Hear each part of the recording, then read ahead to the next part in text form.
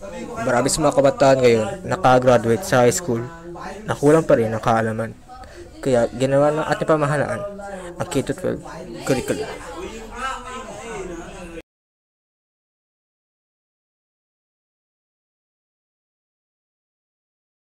Sa K-12 curriculum.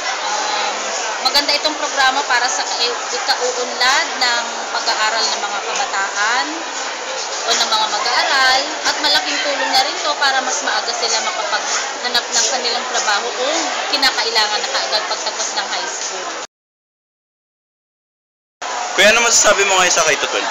Sa K-12. Ako, naging masaya ako nung nagkaroon ng K-12.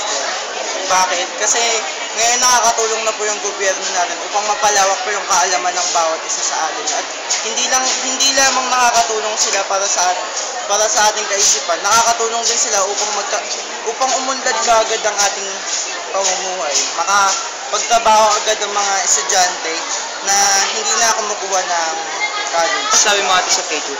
Para po sa akin, yung K-12, makatutulong po siya upang kasi kapag po yung K-12 po kasi para po sa akin, makatutulong po siya sa pag-unlad natin. Kasi po, di ba, ito po yung nagbibigay dati pang mapadali yung paghahanap ng trabaho ng mga mamamayan. Siyempre, meron din po siyang parang masamang may bibigay. Kasi yung karamihan po sa mga magulang, di ba, yung pagkukulit. Kasi sabi po nila, dagdag gastos lang daw po yung sa pag-aaral. Natutugunan ba ng inyong pamilya ang mga pangangailangan sa eskwelahan? Kung minsan po, hindi, pero kung minsan oo.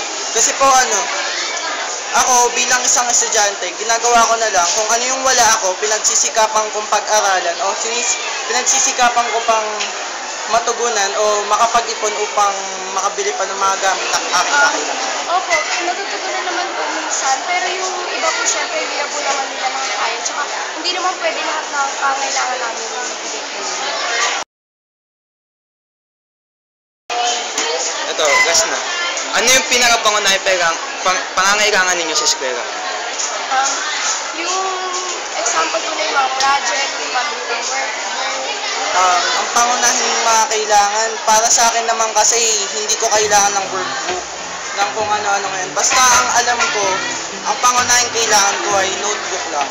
Notebook lang.